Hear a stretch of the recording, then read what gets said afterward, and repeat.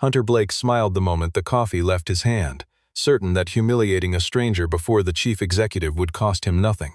Mason Carter never raised his voice. He sat in his worn jacket, soaked through, while the cafe waited for him to apologize and disappear the way men like him often did. Instead, he folded a napkin into a small shape and slid it across the table toward Violet Langford without a word. Her smile vanished. Hunter's laughter died in his throat. Nobody understood that the worst mistake of his life had walked in wearing a stained shirt.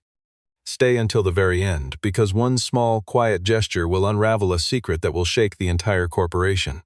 The cafe sat on the ground floor of the Langford Global Tower in the heart of Manhattan, all glass and brushed steel, the kind of place where a cup of coffee cost more than most people made in an hour. On a gray Tuesday morning, the room filled with executives in tailored coats, junior associates clutching tablets, and a handful of investors waiting for a meeting that would decide the fate of 3 different departments. The espresso machines hissed in steady rhythm. Conversations blurred into a low corporate murmur. Nobody in that room expected the morning to end in anything but another ordinary round of small talk and rushed handshakes. Violet Langford walked in through the revolving doors with her assistant Amelia Grant, trailing a half step behind her, the way a shadow trails a person who has learned to move quickly through crowded rooms. Violet was 32 years old and already running one of the largest holding companies in the city, a position she had earned through a relentless habit of noticing things other people missed. She rarely smiled in public spaces. She watched. Every gesture, every glance exchanged between employees, every flicker of nervousness around her, she filed away for later. This morning, her eyes moved across the room out of pure habit, cataloging faces before she had even ordered her coffee. Hunter Blake arrived only minutes later, walking with the loose, confident swagger of a man who believed every room belonged to him the second he entered it. He was 38, regional director of operations, and desperate to remind Violet that he deserved a larger role in the company's future. He greeted 2 junior staffers with exaggerated warmth, made a joke loud enough for nearby tables to hear, and scanned the room for the best seat near where Violet would eventually settle. Power, to Hunter, was something performed in public. It did not exist unless someone important was watching him hold it. In the far corner of the cafe, away from the noise, sat a man nobody bothered to notice. Mason Carter was 34 years old, dressed in a faded jacket that had clearly survived several winters, his shoes worn soft at the heel. On the table in front of him sat a single black coffee and a thick folder of technical drawings, their edges curling slightly from age. He did not look up when the door opened. He did not check his reflection in the polished surface of the table. He simply turned through pages of diagrams with the quiet focus of someone used to being overlooked. To anyone passing by, Mason looked like a low-wage technician who had wandered into the wrong building. Someone waiting for a repair job rather than a man with any reason to be near a table reserved for senior staff. His phone buzzed once against the table, a gentle reminder flashing on the screen about a call he needed to make later that evening, the kind of quiet detail that hinted at a life built around someone else's bedtime and homework, though nothing about that life appeared directly in the room. He silenced the phone and returned to his folder. Whatever waited for him after work, it clearly mattered more to him than anything happening inside that cafe. Hunter noticed Mason almost immediately, mostly because Mason had chosen a table close to the reserved section where Hunter intended to make his impression on Violet. It irritated him instantly the way small inconveniences always irritated men who measured their worth by how quickly others moved out of their way. He expected Mason to glance up, recognize the situation, and relocate without being asked. When that did not happen, Hunter's expression shifted from mild annoyance into something sharper, the look of a man deciding that today, of all days, he would teach somebody a lesson about where they belonged. He approached Mason's table with a slow, theatrical stride, loud enough that a few nearby employees lowered their voices to listen.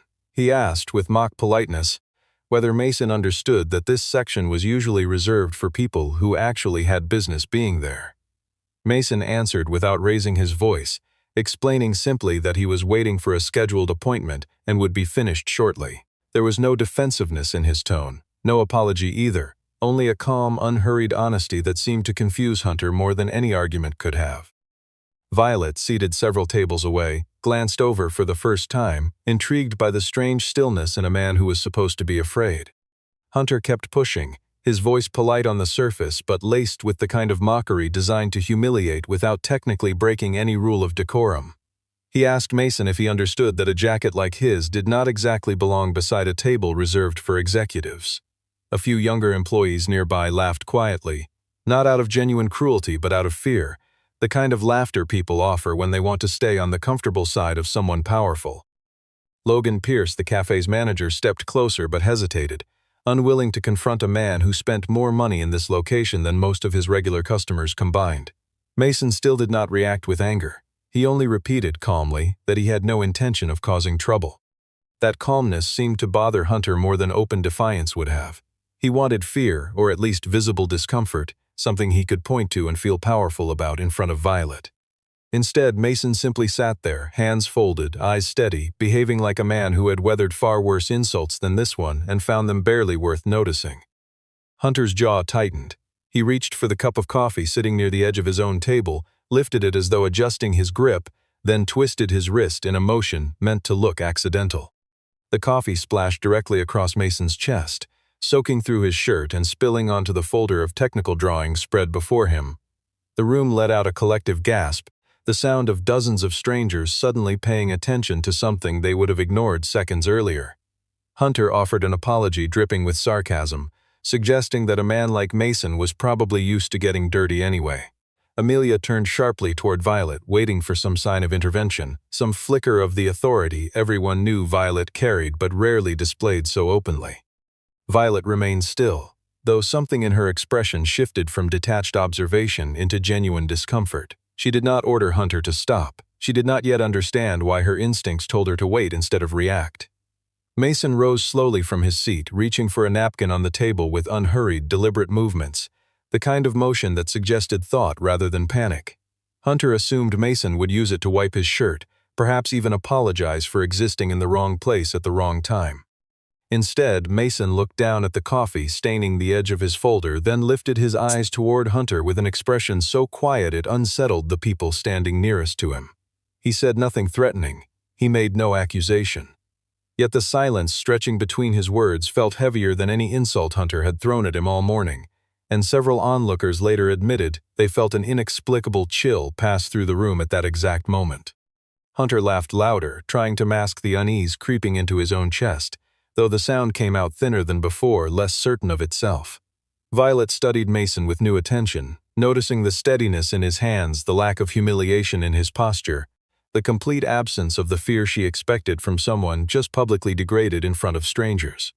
Whatever Hunter intended this scene to prove about power and humiliation, it was quietly slipping away from him, replaced by something the entire cafe was about to witness for the first time. Mason set the napkin flat against the table and folded it with 2 fingers, creasing it into a small, deliberate triangle with a diagonal line running through its center. The motion was simple, almost invisible to anyone not paying close attention, yet precise in a way that suggested practice rather than accident. He reached into the soaked folder and pulled free a small metal clip, setting it gently beside the folded napkin. Without announcing anything, he slid both objects slowly across the table toward Violet. Violet's eyes locked onto the shape the instant it stopped in front of her, and her entire posture changed, as if something cold had settled across her shoulders. Amelia leaned in, confused by the sudden tension, unable to understand what a folded napkin could possibly mean. Hunter kept smiling, though his laughter faded as he noticed Violet was no longer looking anywhere near him. She asked Mason, in a low voice barely above a whisper, where he had learned to make a signal like that. Mason answered simply that certain signals were only taught to people trained to recognize when a building was being compromised from the inside. The cafe fell into an unnatural quiet, the kind that spreads through a crowded room when everyone senses something serious has entered the conversation, even if they cannot name what it is. Violet glanced down at the folder soaking on the table and noticed for the first time a partial diagram of a secondary security layout belonging to Langford Global. Hunter's confidence cracked visibly, because that particular document was never supposed to leave the building, let alone surface in the hands of a stranger in a cafe. Mason spoke gently, almost without emotion, explaining that the coffee spilled across the page had revealed a layer of thermal ink hidden beneath the printed lines. As the liquid spread across the corner of the paper, a string of hidden characters had risen to the surface, characters that should never have existed on a document meant for public eyes. He did not point a finger at Hunter directly. He simply let his gaze rest on him for a moment longer than necessary, long enough for Violet to follow the unspoken implication on her own. She understood instantly that what looked like a humiliating accident had actually exposed evidence nobody had intended to surface, least of all the man who started this entire confrontation to prove his own importance. Logan stood frozen near the counter, and several customers began edging back from their tables, sensing that whatever this had become, it was no longer an ordinary disagreement between two strangers. The first twist of the morning had arrived quietly, almost without anyone noticing the exact second it happened. Mason was not merely the victim everyone assumed him to be when they first watched Hunter humiliate him. He had walked into that cafe already investigating something far larger than a single act of cruelty, and the very coffee meant to break him had instead handed Violet the first piece of proof she would need. Violet raised a hand and asked everyone in the immediate area to remain exactly where they were for the next few minutes, her voice carrying the kind of quiet authority that silenced even Hunter for a moment. Hunter recovered quickly, insisting that Violet was allowing a struggling stranger to manipulate her in front of an entire room of witnesses. Mason ignored the accusation entirely and instead asked Violet to review footage from the side entrance on the east end of the building, covering roughly the last 2 days. Hunter demanded to know how Mason could possibly know about a door most employees never even noticed. Mason answered that he had once helped design risk assessment procedures for buildings constructed in a similar style, though he offered nothing more specific than that. Amelia stepped away briefly to contact internal security, her fingers moving quickly across her phone as she relayed instructions in a tone far more urgent than usual. Violet studied Mason for a long moment before asking for his full name, something she rarely bothered asking strangers in casual settings.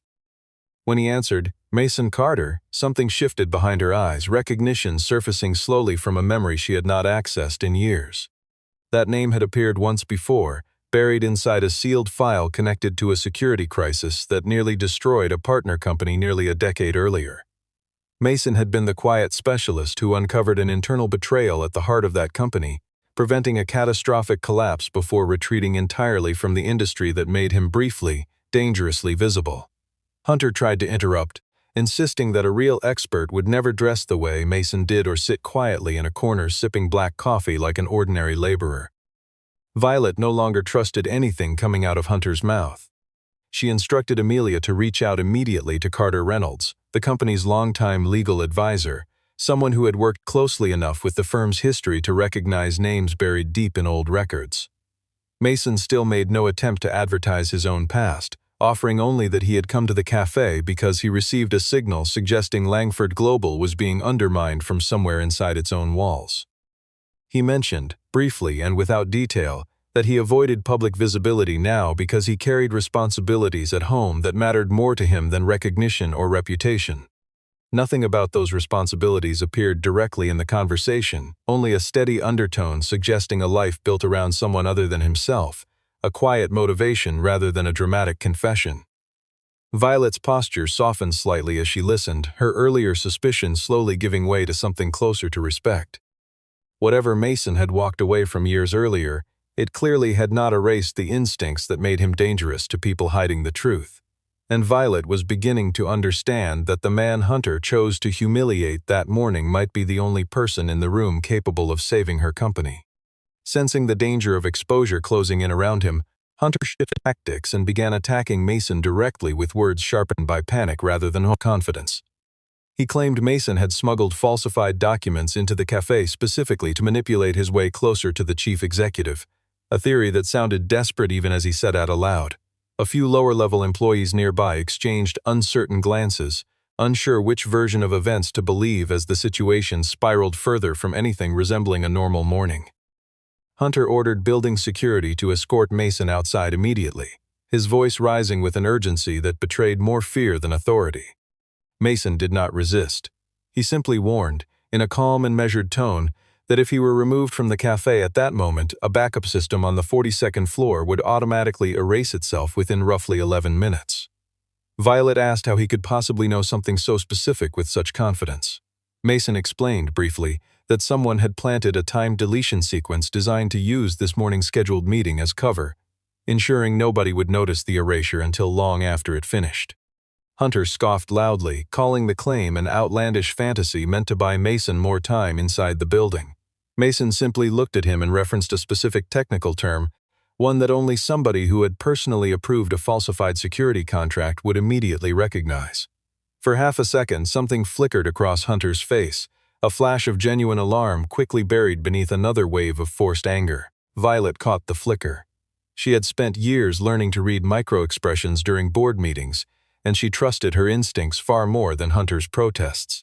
She instructed Logan to lock the cafe doors temporarily under standard safety procedure, a request that visibly unsettled him even as he complied. What had begun as an ugly, personal humiliation was rapidly transforming into something closer to a corporate confrontation playing out in real time, witnessed by strangers who had only wanted coffee before their morning meetings. Carter Reynolds arrived minutes later, summoned by Amelia's urgent call, his expression tightening the moment he recognized the man standing quietly near the soaked folder of diagrams. Carter immediately identified Mason as the specialist who had once helped 3 separate boards of directors avoid a catastrophic data collapse years earlier, a name he had assumed he would never hear mentioned again inside these walls. The room reacted with visible shock, eyes shifting rapidly between Mason's calm expression and Hunter's increasingly strained composure. Sweat had begun forming along Hunter's hairline, the unmistakable sign of a man realizing that every attempt to regain control was only tightening the trap closing in around him. The harder he struggled to discredit Mason, the more clearly his own guilt began revealing itself to everyone watching. Carter Reynolds confirmed quietly that Mason had once worked as a discreet crisis specialist, someone who built a career identifying internal betrayal hidden inside large corporations long before it surfaced publicly. Mason had stepped away from that life after a personal turning point convinced him that raising his son mattered more than chasing influence or recognition in rooms exactly like this one. Violet understood now that the man Hunter had humiliated only minutes earlier was not weak at all, but someone actively trying to avoid pulling other people into danger alongside him. Mason explained that an anonymous source had alerted him to irregular activity inside Langford Global's security procurement process, a pattern subtle enough to avoid detection unless someone specifically knew where to look. He had chosen the cafe because its layout offered a direct line of sight toward a secondary data connection running through the building, something almost nobody outside a small technical team would ever notice. The folder on the table, soaked now beyond saving, was actually a comparison between public building schematics and recent unauthorized alterations made somewhere inside the system. The coffee accident had inadvertently exposed a layer of heat-sensitive ink embedded in the page, proving that the document had been printed from a machine registered to Hunter's personal office.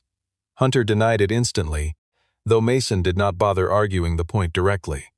Instead, he asked Violet to review login records from Hunter's office at exactly 17 minutes past 2 in the morning, a time when no normal business activity should have been occurring at all. Amelia pulled up the access logs on her laptop within moments and confirmed a recorded entry at precisely that hour. Hunter claimed his account credentials had been stolen, a defense that sounded thin even to the employees still uncertain about who deserved their trust in this unfolding situation.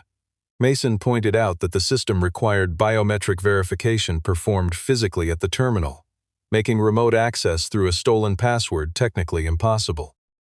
The room shifted again, this time decisively, as people who had laughed at Mason only an hour earlier began to understand that Hunter might not simply be a bully, but something considerably more dangerous hiding behind a confident smile and an expensive suit. Mason added that the irregular procurement pattern had been running for several months, carefully disguised inside routine maintenance invoices that nobody outside the finance department ever bothered reviewing closely. Each invoice looked ordinary on its own, a few extra charges here, a slightly inflated vendor fee there, the kind of small discrepancy easy to dismiss as clerical error. Together, though, they formed a pattern, a steady drain of resources funneled toward accounts that traced back, eventually, to Hunter's closest associates. Violet asked how long he had been quietly tracking these details before arriving at the cafe that morning. Mason admitted it had taken nearly 3 weeks of careful, anonymous verification before he felt confident enough in the pattern to act on it at all. Violet instructed her internal security team to hold their positions rather than act immediately, suspecting that someone within that very team may have already been compromised by Hunter's influence. Mason proposed a simple method of testing that suspicion. Send a deliberate false signal suggesting a copy of the sensitive data had been transferred down to the cafe itself. If Hunter had an accomplice nearby, That person would likely move quickly to either retrieve or destroy the supposed copy before anyone else noticed it existed. Violet agreed, though she insisted everything unfold inside the cafe itself, where she could maintain some control over how the situation developed. Mason used his own outdated phone, deliberately disconnected from any company network, to send a baited message through an ordinary public line. Hunter mocked the old device openly, though seconds later a phone belonging to a nearby security employee buzzed quietly against the counter. That employee glanced toward Hunter immediately, an instinctive look that lasted barely a second but spoke volumes to anyone paying close attention. Mason noticed it instantly and placed a steady hand on the table, signaling Violet without words to remain calm and avoid reacting too quickly. A man in a maintenance jacket walked through the front entrance moments later, claiming he had come to repair the espresso machine. Logan immediately stated he had called no such repair request, and the tension in the room sharpened into something almost unbearable. The man moved toward the back counter, where a secondary network connection linked directly into the building's wider system. Mason rose calmly and stepped into his path, asking simply for his work order number rather than physically blocking him. The man hesitated, fumbling for an answer that never came. Hunter, losing patience, shouted at Mason to step aside, an outburst that revealed far more about his loyalties than he likely intended. Violet watched closely as Hunter instinctively positioned himself to protect a total stranger, confirming exactly what she had begun to suspect minutes earlier. Mason reached for the same small metal clip from before and brushed it against the lid of the man's toolbox, dislodging a tiny data extraction device hidden cleverly inside it. The cafe fell into stunned silence once again, this time heavier than before, as the full scope of what had nearly happened settled over the room. The single gesture that began this entire confrontation, a folded napkin sliding quietly across a table, had grown into an intelligent, deliberate counterattack unfolding in real time. Nothing about it required raised fists or shouted threats, only patience, precision, and a willingness to let guilty people expose themselves through their own carelessness. Realizing his plan had collapsed, Hunter shifted tactics again, turning his threats toward reputation rather than data. He warned Violet that exposing this incident publicly would crash the company's stock value long before she could offer any kind of explanation to shareholders. He revealed almost carelessly in his panic that he was not acting alone, that a group of investors were already maneuvering to push Violet out of her own position entirely. Violet kept her composure outwardly, though the news clearly struck something deep and unsettling beneath her calm exterior. Mason recognized immediately that this had grown far beyond a simple theft of information into something closer to an attempted takeover of the entire company's leadership. Hunter offered a deal, let him leave quietly, and he would refrain from triggering whatever data leak he still had prepared. Mason asked calmly whether Hunter was entirely certain he still held the only key capable of locking that particular door. Hunter laughed coldly, telling Mason he was simply an outsider who did not understand how power actually worked among people at this level. Mason walked back toward the soaked papers near his original seat and lifted the damp folder once more. A new string of numbers had risen faintly across the surface, something even Hunter had failed to notice during his earlier outburst. Mason explained that the very act of throwing that coffee had inadvertently exposed a routing code leading directly to the company's backup servers. The exact trail investigators would need to trace this entire conspiracy back to its source. In other words, the humiliation meant to break Mason had instead handed everyone the map required to unravel it completely. Violet immediately ordered Carter to prepare emergency legal measures to freeze the relevant accounts before anything further could be deleted or transferred elsewhere. Hunter lunged toward the table, attempting to snatch the page away, but Logan and a nearby customer stepped in quickly enough to block his path. Mason did not strike him. He simply stepped aside with a small, practiced motion that left Hunter stumbling forward, losing his balance entirely on his own. Several people in the room exchanged glances, recognizing now that Mason's calm reflexes were not the product of luck, but of serious discipline training from somewhere in his past. Whatever Hunter had imagined this morning would become, it was no longer the simple humiliation of a stranger he believed could not fight back. Hunter still believed he held an advantage, certain that his hidden data transfer was already moving toward completion on a fixed timer he had set earlier that morning.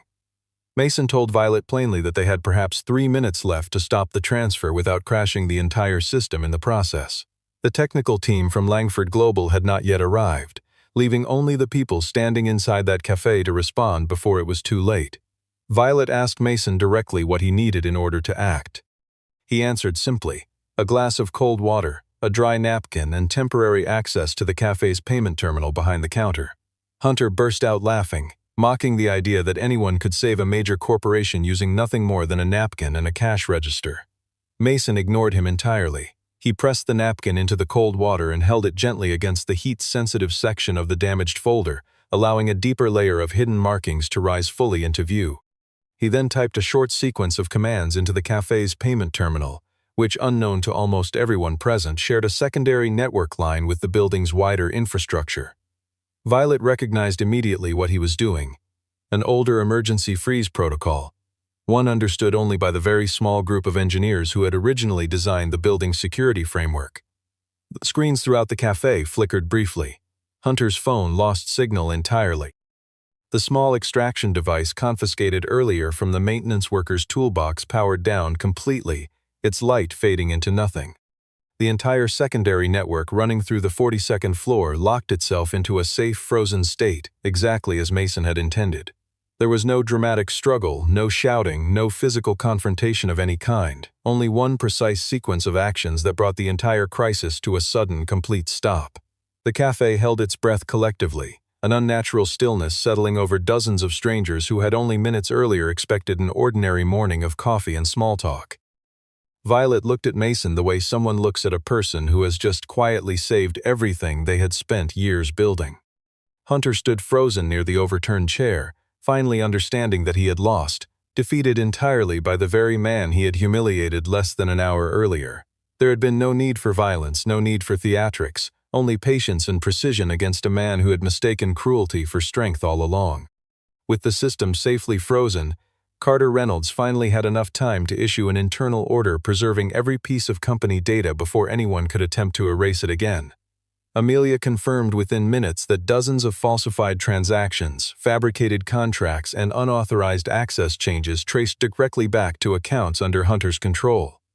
The man disguised as a maintenance worker admitted under questioning that he had been paid simply to retrieve the device and erase any trace of his presence in the building.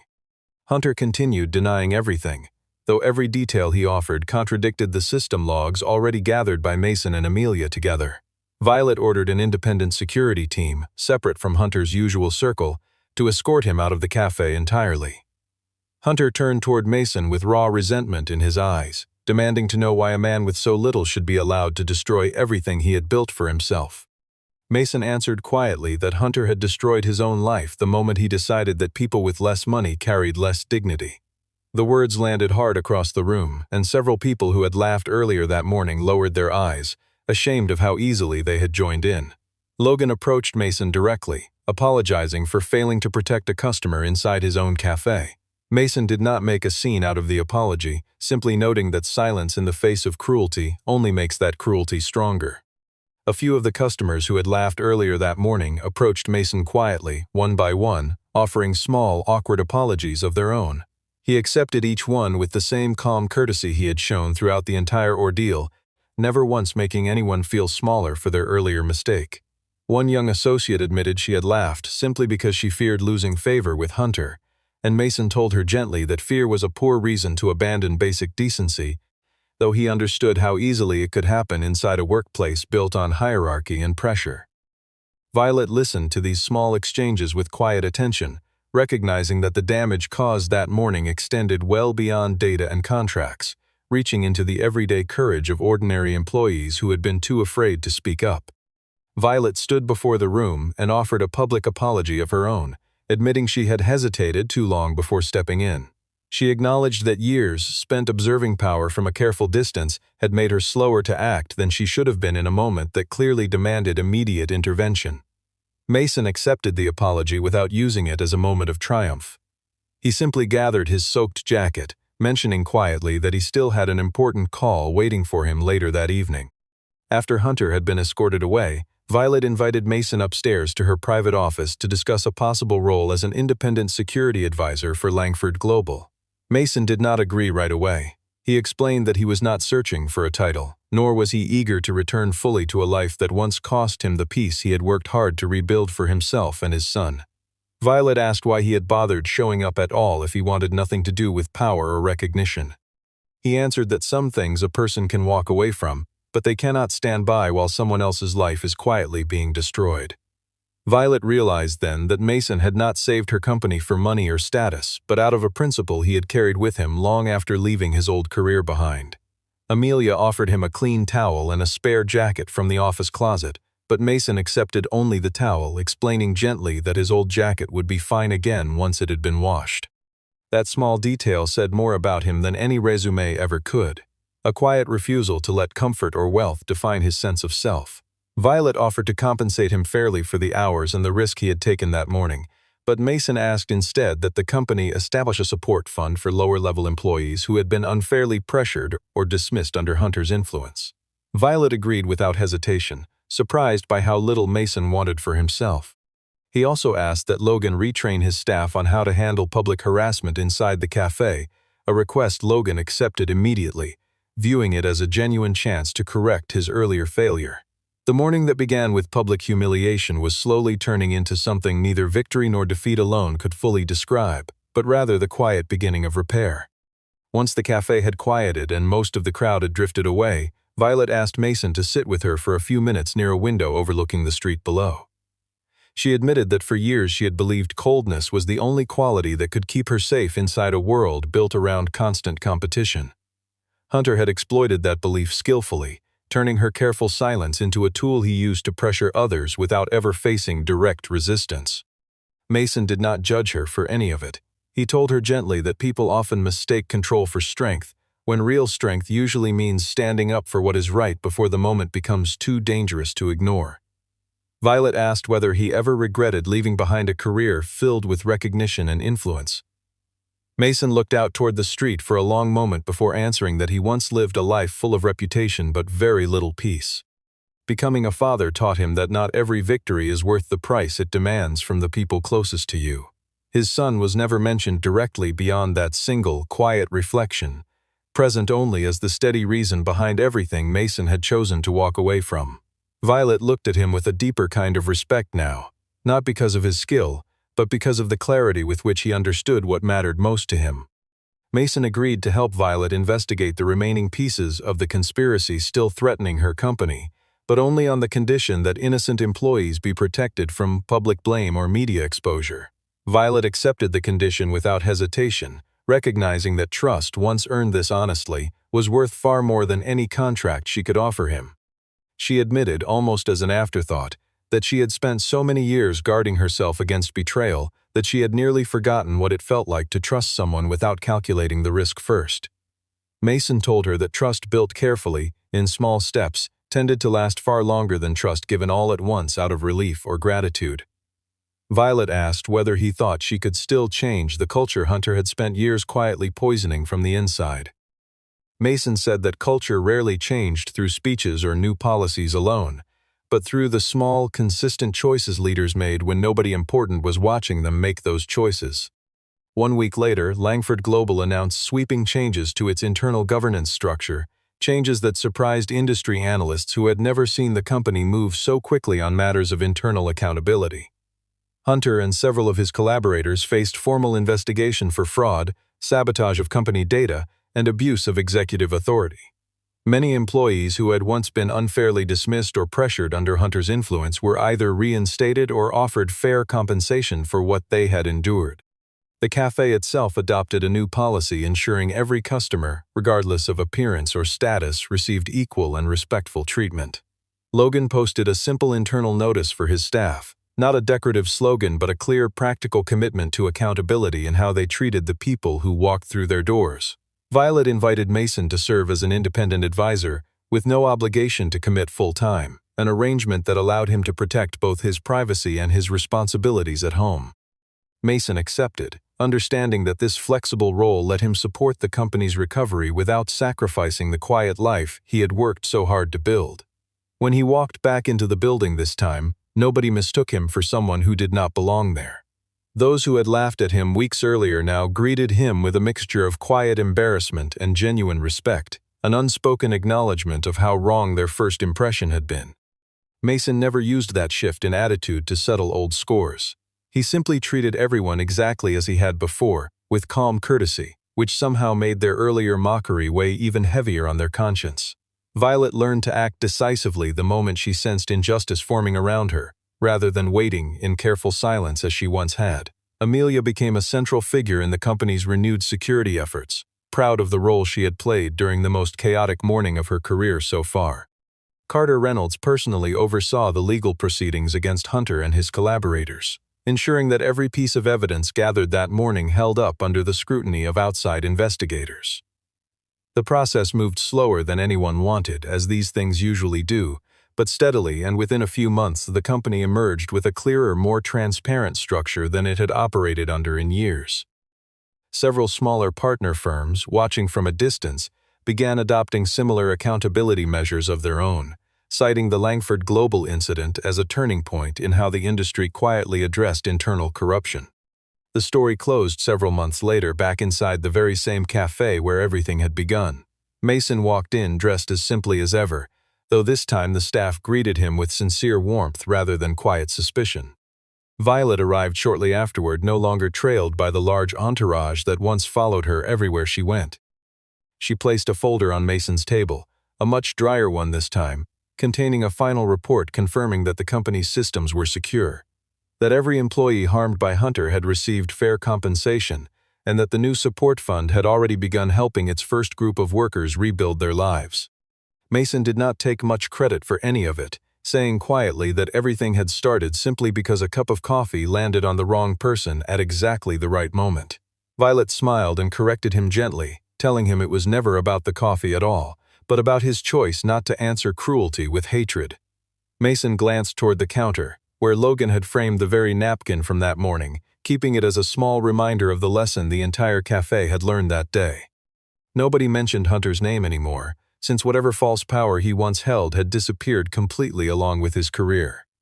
Mason left shortly after receiving a brief private call from home. A quiet detail kept deliberately small and personal, never expanded into anything more than that simple grounding moment. Violet watched him go, understanding now that some people never need a stage or a title to change an entire room. The story ended where it began, at the same modest table where Mason had once been humiliated, now quietly remembered as the place where everything changed for the better. The lesson remained simple and lasting: never measure a person's worth by the condition of their jacket, because sometimes the quietest person in the room is the one holding the truth that brings everyone else to a complete stop. Outside, the city moved on the way it always did, indifferent to the quiet drama that had unfolded inside one small cafe months earlier. Yet inside that building something had shifted permanently, a small culture of respect that no policy memo could have created on its own. Mason walked home that evening the same way he always did, unremarkable to anyone passing him on the street, carrying nothing more than a folded jacket and the steady, ordinary contentment of a man who had chosen the life he actually wanted.